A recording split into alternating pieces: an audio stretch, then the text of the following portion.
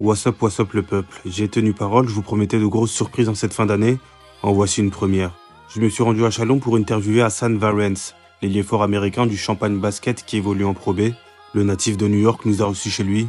Il s'est longuement livré sur son parcours, sa carrière, sa personnalité et sur son aventure actuelle à Châlons-Reims. Hasan Varence fait péter le champagne, la KINGTERVIEW événement, c'est maintenant.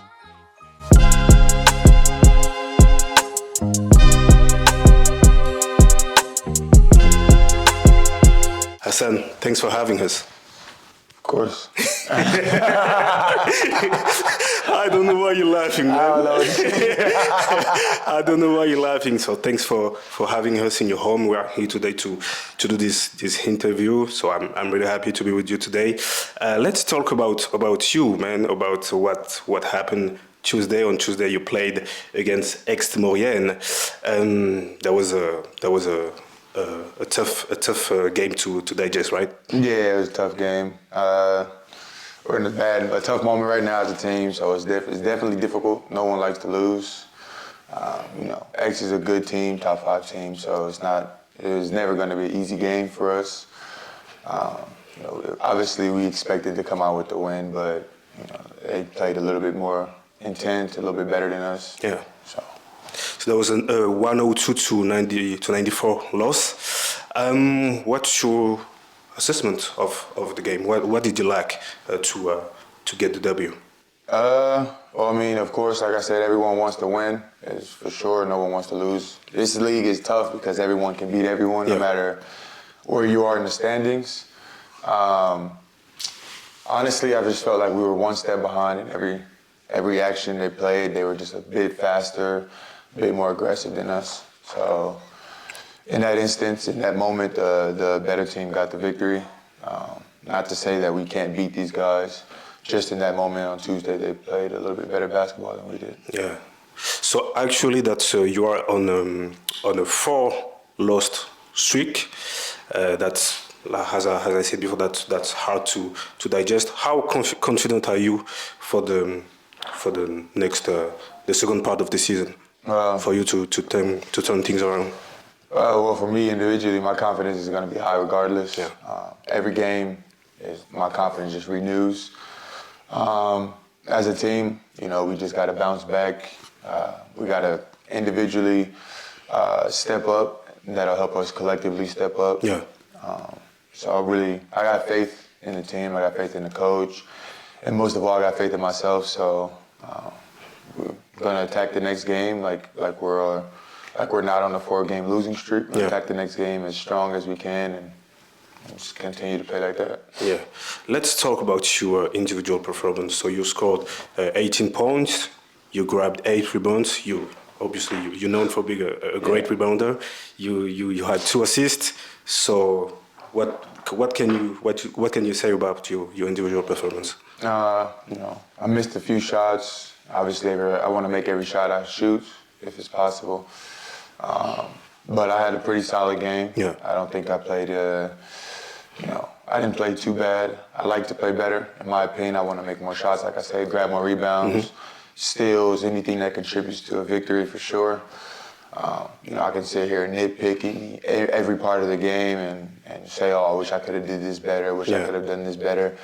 Overall, like I said, I played a solid game. I just wish I could have done the things I've done good a little bit better. Yeah. Scoring the ball, stealing the ball, rebounding, passing. These individual things could have raised up a little more. Yeah.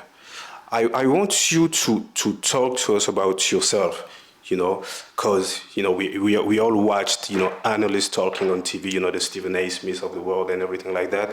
But I feel like people, players don't talk enough about their self. They let people talk. They let the analysts, the journalists talk. But players don't talk enough about themselves. So what can you say about yourself as a player? As a player, yeah, basketball-wise, yeah. I'm a very confident player. I'm confident in my athletic abilities. Confident in my ability to shoot the ball.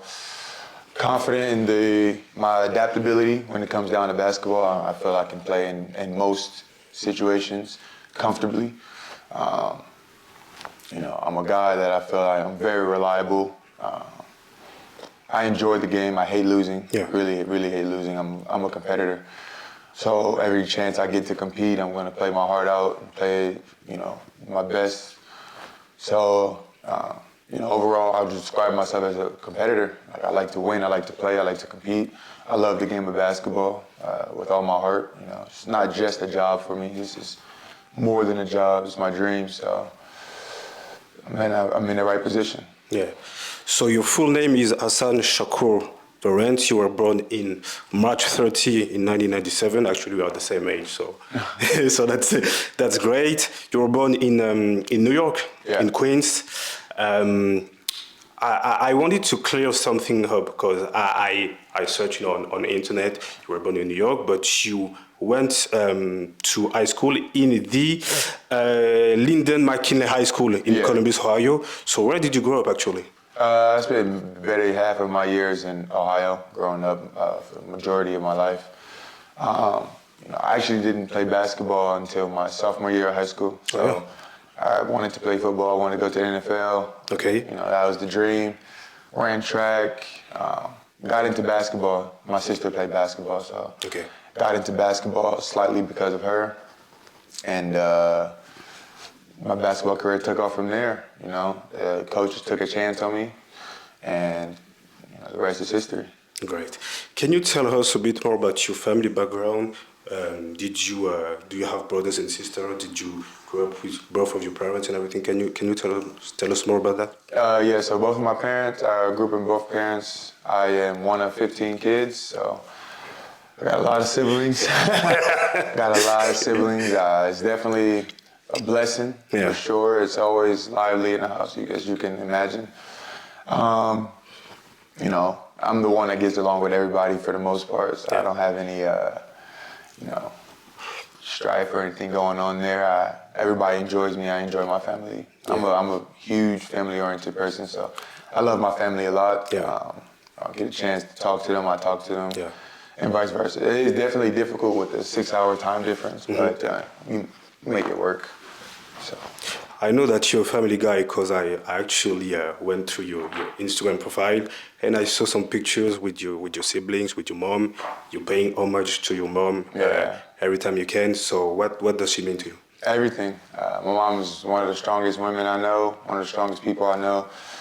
I love my mom. So I'm a huge mama's boy when it comes down to my mom. I'm very protective, very open, honest. My dad's the same for me. Honestly, I have a very good relationship with both my parents.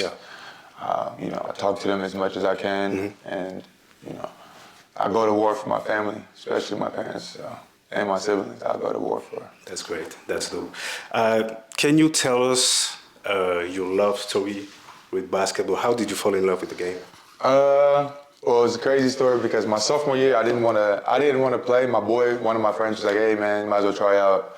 And I'm like, all right, why not? And so I try out, and I don't know how I made the team, but I was on JV, as a junior team for half the year.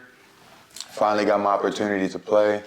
And for me, work ethic is a huge thing.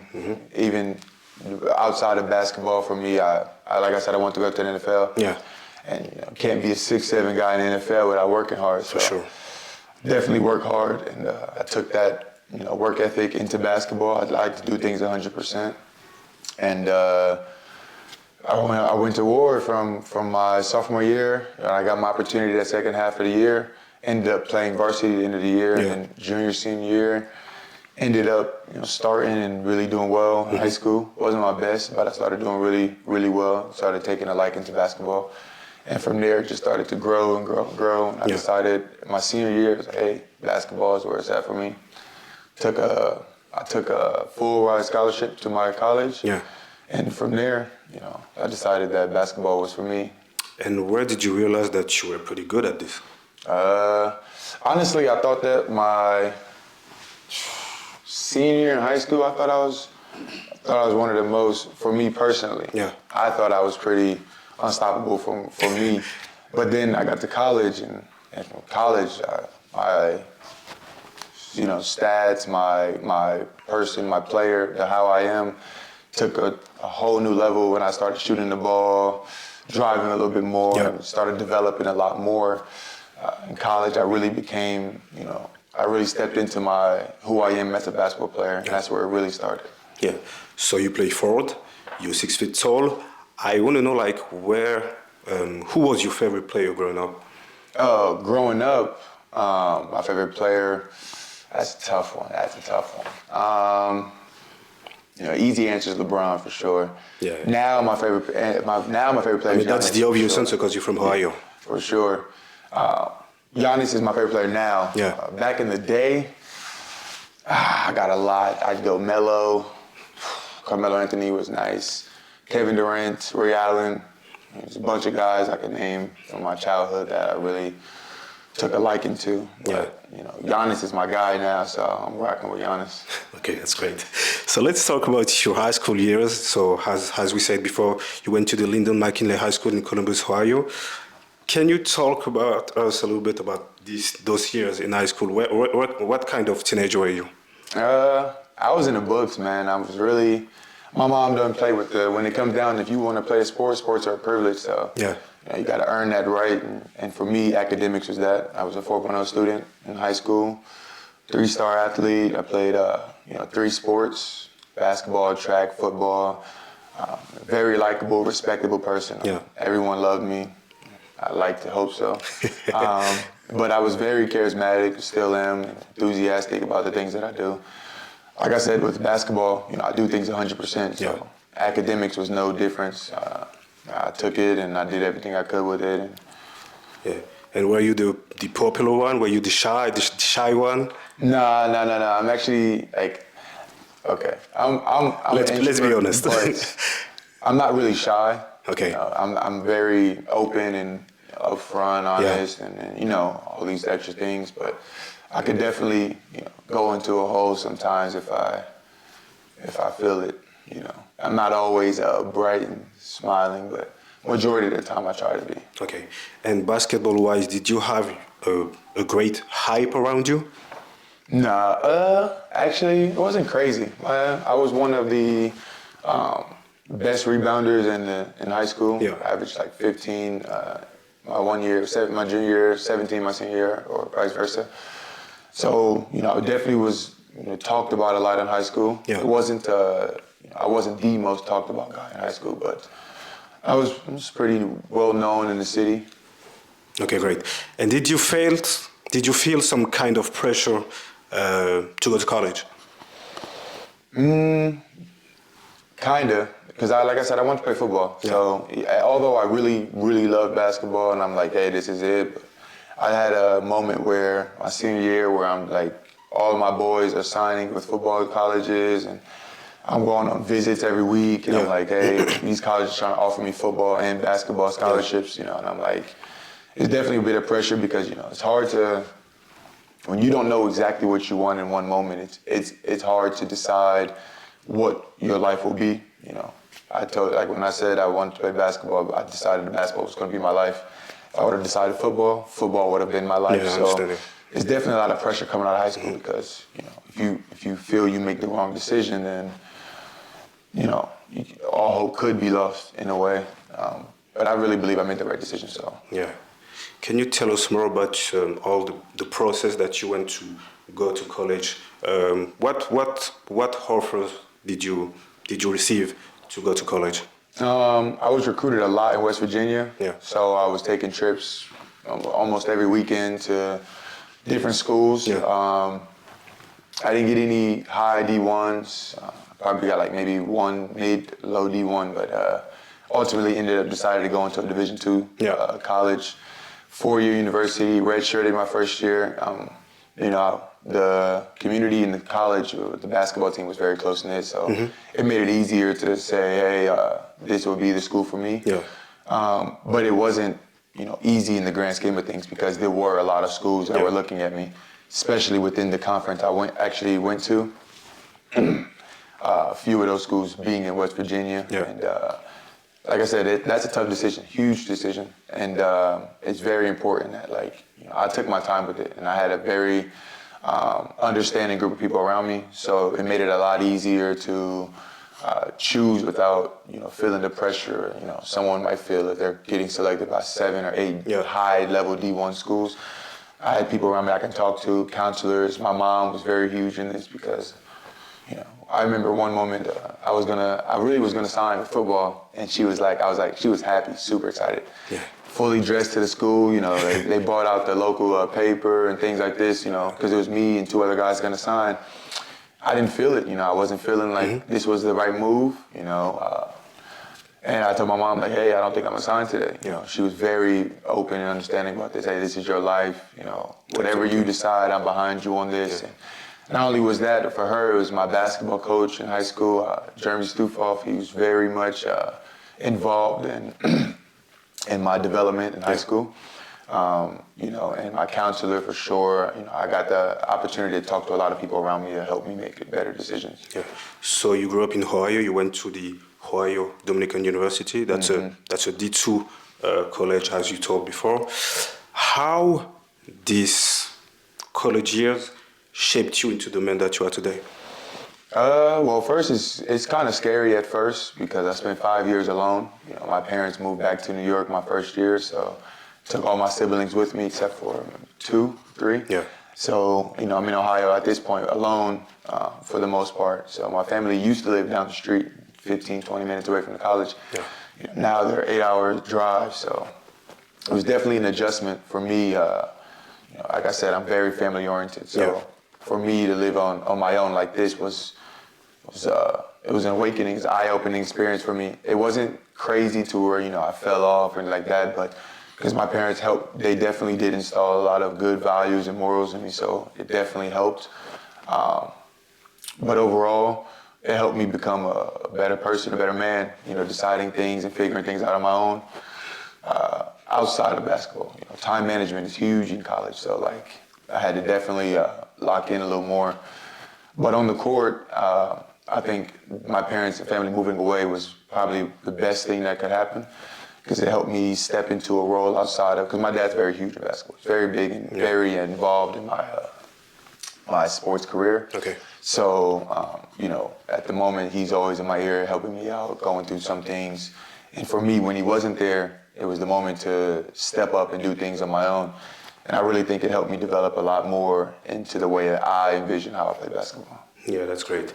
And actually, you had a pretty successful career in college because you've been all-team several times of your conference. So can you talk to us basketball-wise about your college years? I've been very rebound-oriented my entire career. I built my career on rebounds. I take pride in rebounds. It's my thing. I think it's one of my best qualities when it comes down to basketball. So. Do you do the Melo thing when you rebound? Get the fuck out of here. Do you do sometimes I'm huge when it comes down to talking shit. I talk a lot of stuff to people on the court. That's great. So for me, it's definitely when it comes down to how I was in college and my success in college, rebounds was the first and foremost, but I had a lot of guys around me that trusted me. Like I said, I'm very reliable when it comes down to basketball, and I believe in myself, and I had a lot of guys that believed in me, coaches included, that allowed me to, for the team to play through me. Yeah. And having that much freedom really helped me blossom into becoming a really versatile player. On offense, defense, I can play post, I can play outside, and the development was, the opportunities were endless for me. Like I said, I had a coach that really believed in me. When you take that and you take the work ethic I have, and then you take those two and you combine it with, a good group of guys that want to see you win, the options are endless. So for me, I wasn't very much limited. After my first year, I wasn't limited at all. In terms of basketball, I really felt like I could do almost anything I wanted on the floor, and my guys were going to be behind me. And if it wasn't for my boy Mike Scott, shout him out real quick, Mike Scott. That's my boy. He's one of my closest friends. Always in my ear. Yeah. To this day, I can call him at any moment, and if he picks up the phone, I can chop it up with him about basketball, on the floor, off the floor things. He really helped in my development in college a lot. He played a big part in how I envisioned my basketball. And it's good that you talk about rebounding because you led several leagues in rebound, actually. Are you, do you have a natural talent for rebounding, or you just worked on it? See, I want to say it's natural because, like I said, like... Because, rebounding is a real science. We saw Yeah, in for sure. the Last Dance, how Dennis Rodman was reading every rebound. That's a real science. No, it's definitely a huge skill. Like, rebounding isn't something like... Yeah, of course, it's a lot of effort and a lot of hard work, and you don't have to be the strongest or the fastest, but it's definitely technical. But I'd say I fall somewhere in between talent and hard work, because if you don't work at something, your talent will only take you so far. But like I said, I built my career on rebounds, and I from the beginning, from high school to college, rebounds was my thing. It had to be my thing, you know, because as a big man, that's the role you take on when you're on a team, is the rebounds. I found joy in rebounding the ball, put bags, tip dunk. I love tip dunks. Scoring off of a quick layup, and ones, things like this. Strong, grit basketball is my thing. So I definitely say that rebounds, my thing is in the middle. I'm more in the middle between hard work and talent when it comes down to rebounds. That's great. I wanted to ask you this because people, in French don't really know about this stuff. When you got recruited by a D2 college, because there are a few D2 college players that's going to the NBA. Do you agree with yourself that I'm not going to get drafted? Nah, I actually thought I was going to get drafted until my second year professional, probably. For me, the NBA was a dream. Everybody in America wants to play. Everybody wants to play in the NBA. Whether you're in America, any other country, you want to play in the NBA. That's the biggest stage. That's the stage you want to be on. Especially growing up, you look at LeBron. I look at LeBron, Giannis, Kyrie, all these other guys. I'm like, I want to play against these guys. But then, for me, I love also traveling. So overseas basketball worked out for me because I can knock out two dreams in one. Play basketball, make money, doing my dream. And I also get to see the world. I get to travel. I've seen a lot of things that, a lot of my friends back home has never gotten to see. So for me, it's a huge blessing.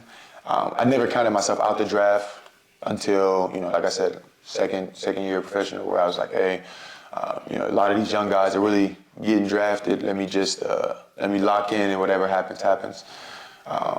But my earlier years, I definitely would have loved to be in the draft if it was possible. Yeah. And your senior year was the COVID year, actually. Is that correct? No, my senior year in college was, but it was after the basketball season. Okay. Yeah, so I got to finish out my basketball career. Okay, because I wanted to ask you if this COVID thing jeopardized your NBA dreams. You could say that, but I'm not a big fan of making excuses. Yeah. I'm a strong believer. I really believe if you're good enough, they'll find you.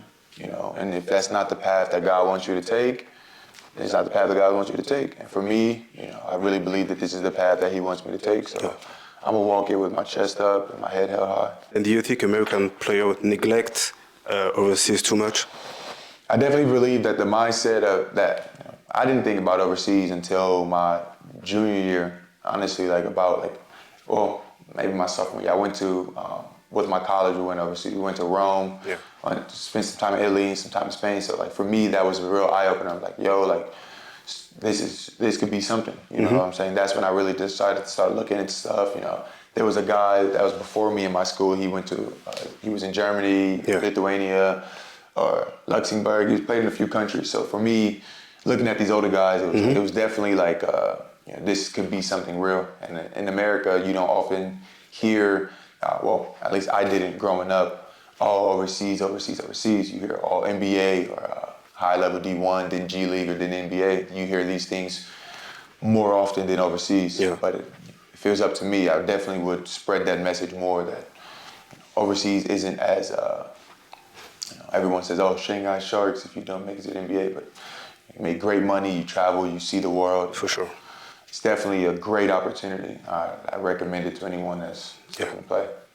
After college, you made the decision to go to Croatia. In KK Akarsinj. Am I pronouncing correctly? Signe. Signe.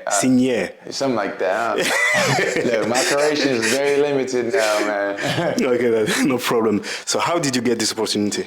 So I was working out with a guy over the summer. His name is Nick Washburn. He was a former player of my head coach when I was in college. And he connected me with, at this time I was looking for agents. Yeah.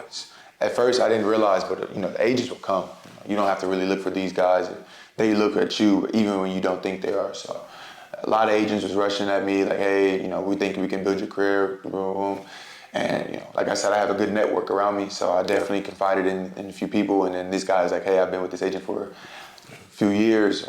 He's a really good guy. It's a really good group of people. Organization's wonderful. So ultimately, I ended up taking that offer with Duran International, and they found me an opportunity in Croatia. That's where I led the league in rebounds, and my career began.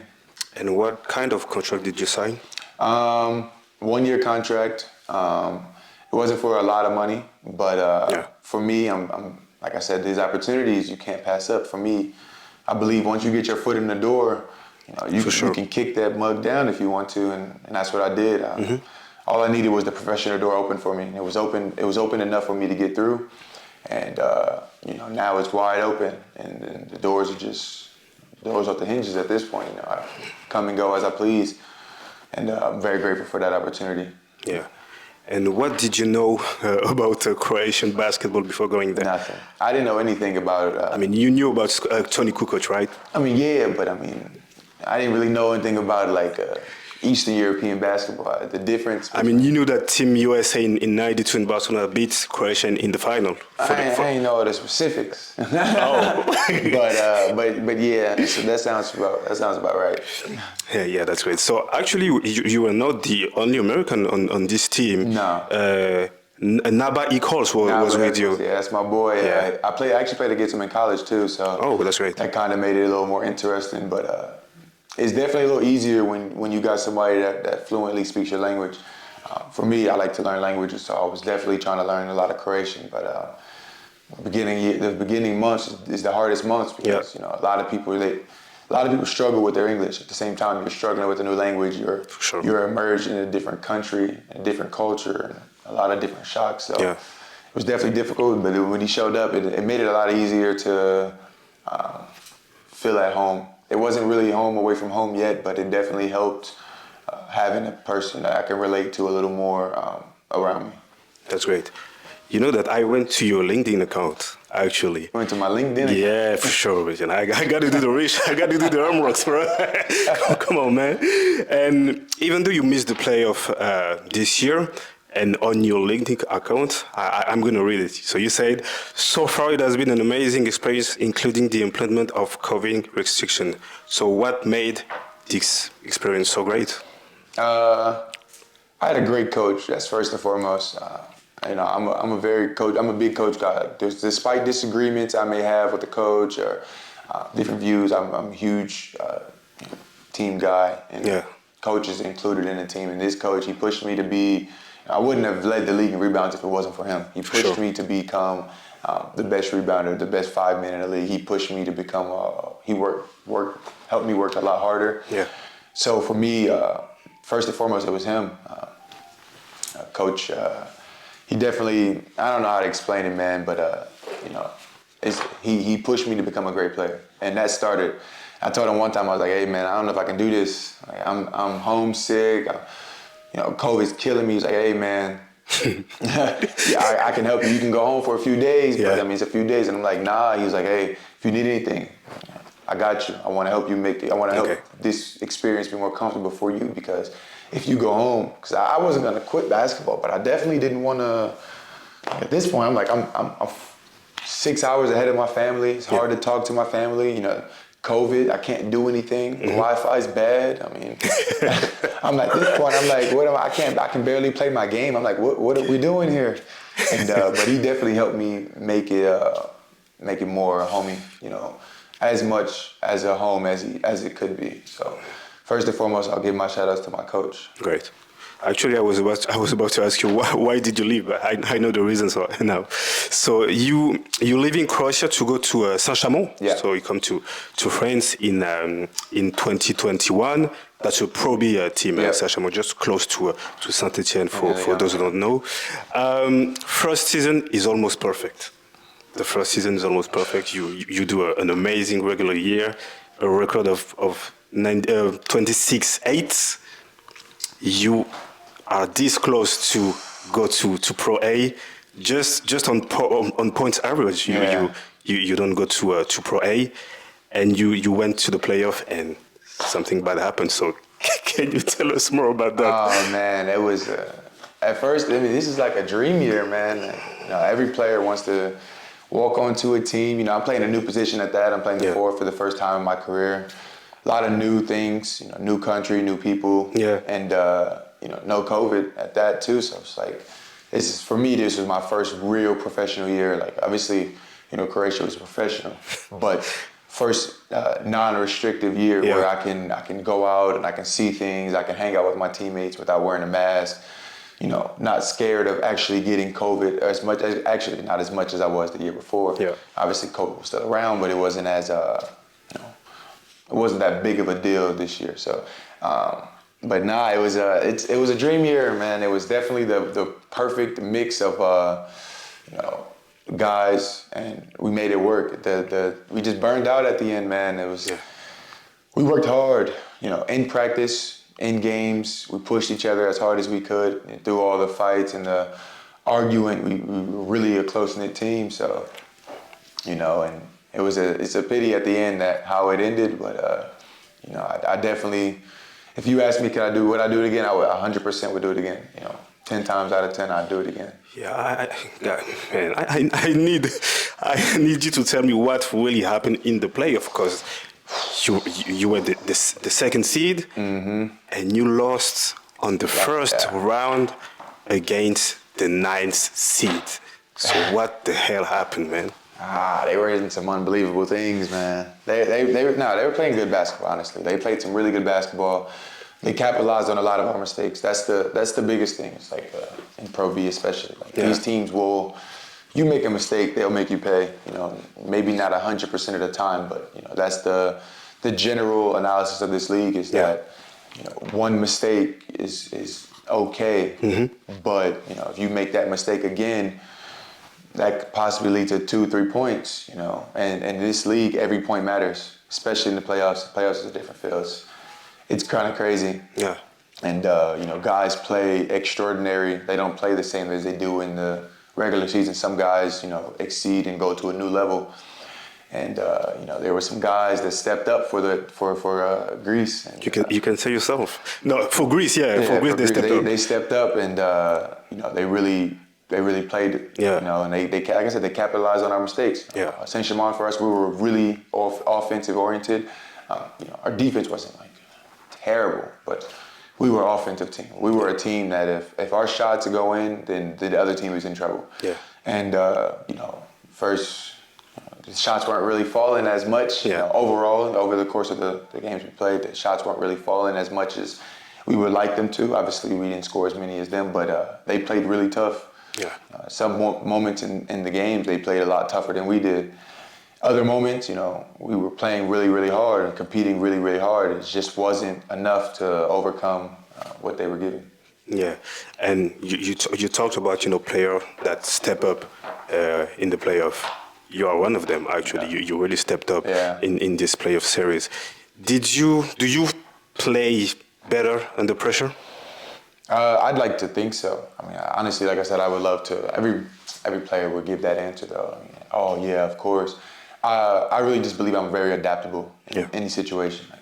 I'm human like everyone else. Of course, I get nervous, but being nervous is only gonna make you feel like you're gonna miss a shot. I'd rather take the shot sweating and shaking than not take a shot at all. So for me, I know my role, I know my capabilities, and I know what I'm capable of, like what I'm able to do in which moments.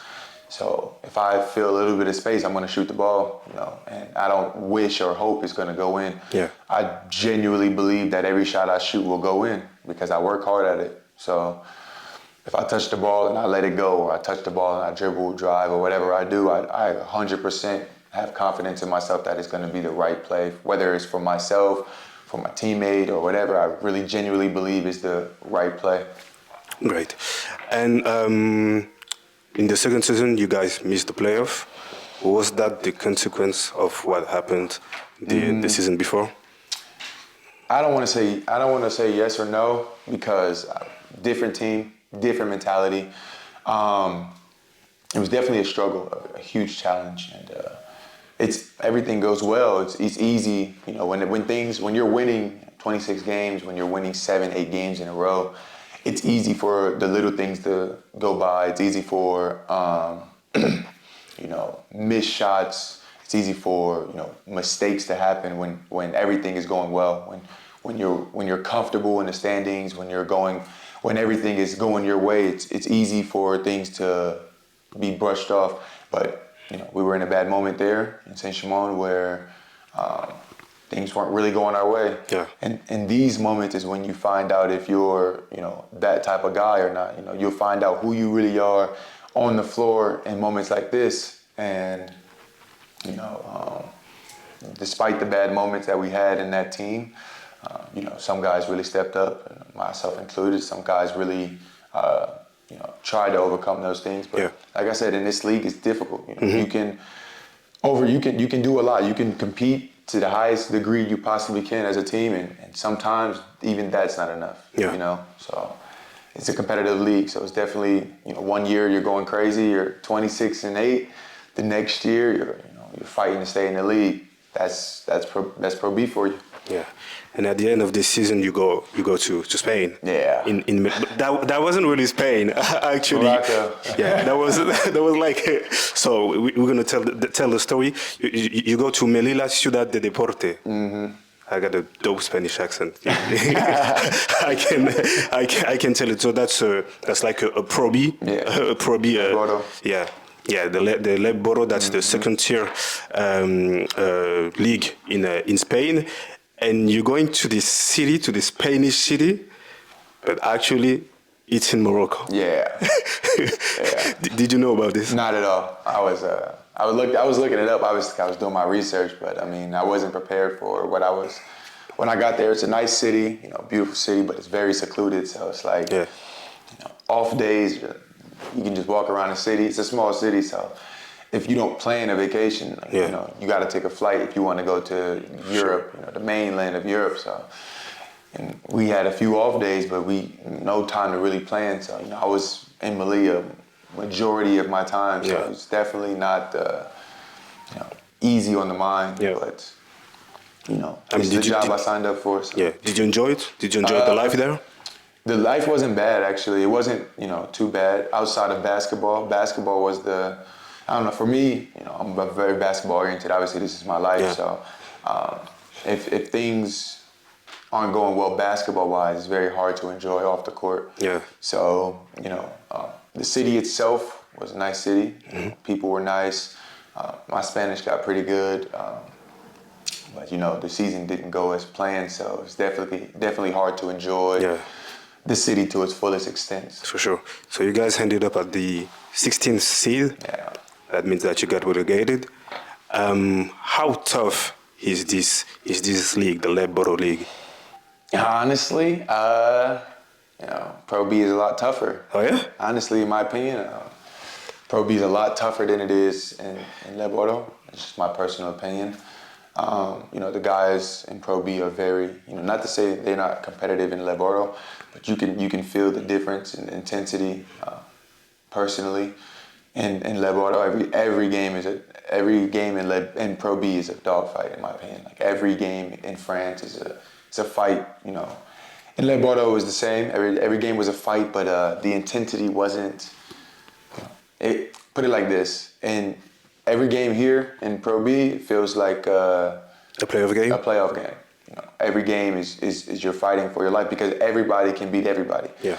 In Leboro, everybody can beat everybody. We're at the professional level, so everybody can beat everybody. But when you're at the top, top 1, top 2, 3, 4, 5, those teams are expected to win. And not to say that teams lower than don't carry themselves as they are expected to win, but there's you can see the difference between the top teams and the middle teams and the lower teams. The percentage of winning is definitely in the favor of the higher teams with the higher budget, with the guys that are I don't want to say more talented, but more hungry. You can tell, you can just feel the difference when you go to away games.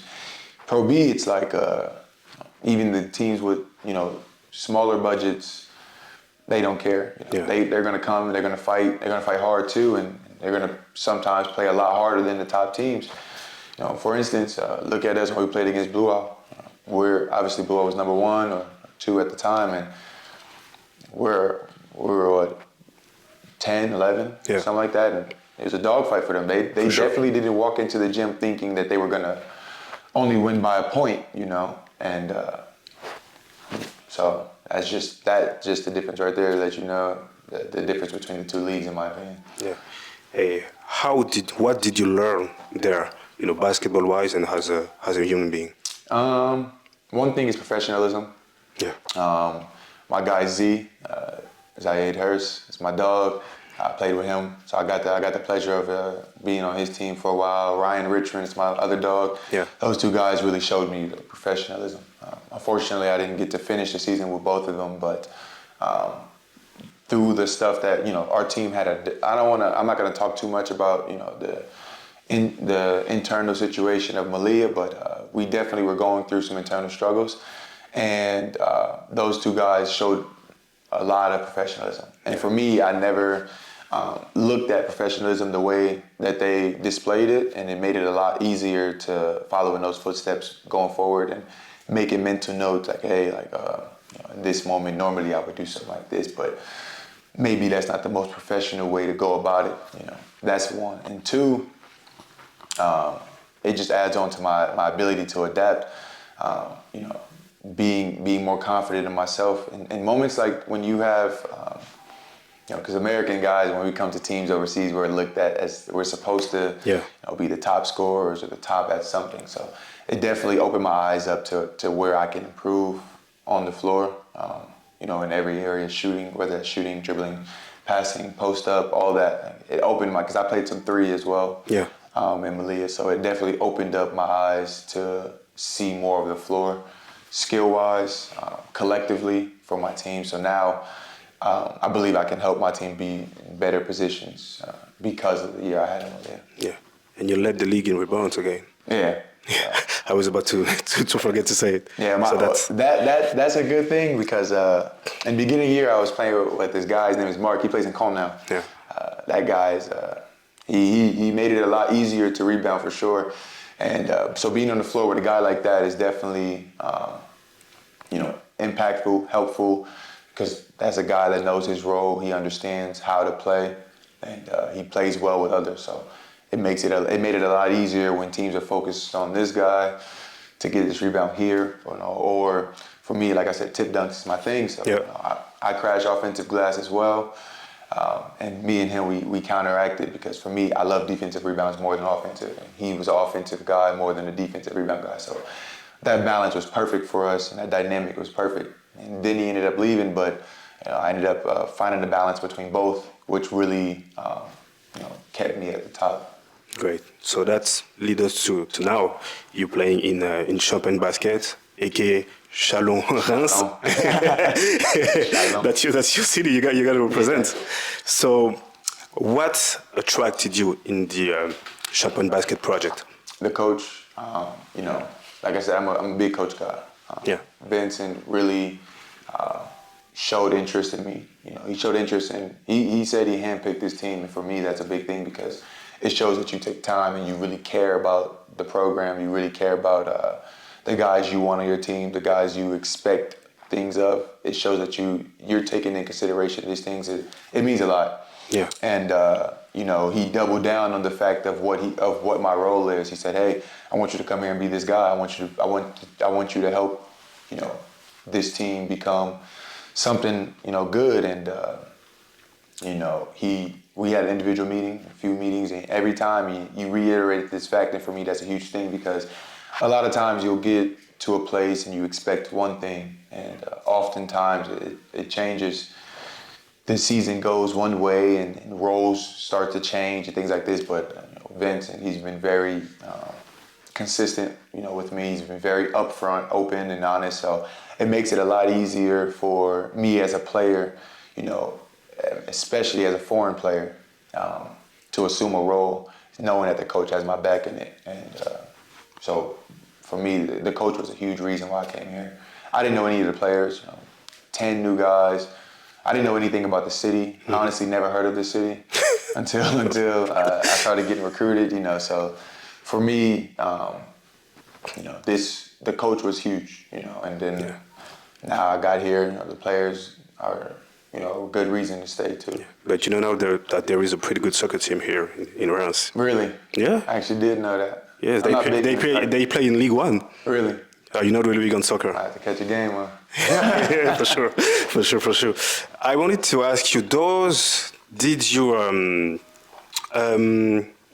I was about to forget my question, but I have to get it together. Does your experience in Saint-Chamond mattered in your decision to come here? Kind of, because Saint-Chamond is the reason why I like playing France basketball. Yeah. The competitiveness, the level, everything, it really played a role from Saint-Chamond. But every year I play, it builds on something. It's for something, It's not, I don't just work for 1 year. I don't work this year. I'm not working to be good for just this year. I'm working for next year. And the year after, I'll be working for the year after. So every year builds on itself. So yeah, my years at Saint-Chamond, 2 years there, had a huge impact on why I came here, but it's less than 50% as to why, maybe about 45% as to why I really chose to come here in this team, because I also got offered by another team in France as well. You don't want to say the name? Juan. Okay, great. I got offered by them as well. But, a good offer, it was a really good offer. My boy Michael Guinea plays for them. Yeah. So, it was a really good offer from them, and I'm, very grateful to have received that offer. But ultimately, ended up coming here because I feel like for me personally, it was a better opportunity. Great. So we talked earlier about the seasons, about what you guys are going through. I wanted to ask you, because you guys are a pretty young team. Even the coach, Vincent Dumetre, is pretty young. That's his first head coach experience, actually. He's 36 years old, so that's very young.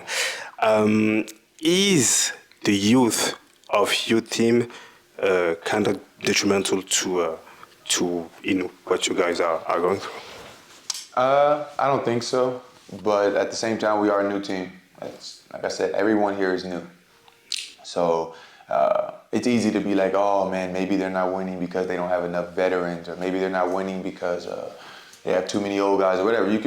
There's a lot of excuses that can be made, but we got a lot of talent on our team, in my opinion. We have a lot of fast guys on our team. We have a lot of, where we lack in strength, where we lack in experience, we make up for in athleticism, we make up for in physicality, we have IQ guys. So, we have ways where we make up, and everything is just a learning curve, Just because we have a lot of young guys doesn't necessarily mean it's the end-all, be-all of our team, or just because we have a lot of young guys, it's not on their shoulders. This isn't just their weight to bear, As a leader on this team, I feel like, I take a lot of that responsibility as well. We got a lot of other vets. We got Shaw, he played in the EuroLeague. We have Javon, who also is a veteran in Pro B. So we have guys that a young veteran, kind of. A young veteran, but veteran enough. So we have guys that can definitely maintain us enough to compete in this league. So the young guys that we have are very hardworking, physical, and athletic. So it's not necessarily age or experience isn't necessarily the reason why we are where we are. There's a number of other reasons why we are where we are, but it's not the end of the year. It's not the end of the season. We have a lot of time left. So hoping to kick things into gear and really get into a good rhythm. Great. You seem to be a pretty down-to-earth guy and pretty confident, I can see. I'm not going to say cocky, I'm going to say confident. You're pretty confident. Champagne basket is not getting relegated, right? No. Not at all. It's not in my plan to get relegated, especially not 2 years in a row. You can't go out like that. But no, I mean, in all seriousness, I don't think we're going to get relegated. I really have confidence, like I said from the beginning. I believe in myself. I believe in my teammates. I believe in the coach. So I believe that despite what it seems now, it isn't the end. We have some time. Although it's getting to money time where everything, no matter what happens, even the smallest things matter the most. But with that pressure, we're still going to try to play our game. Like I said, I'm still going to be the same guy trying to kick it into overdrive, and perform at the highest level I can possibly perform at, and bring my teammates with me.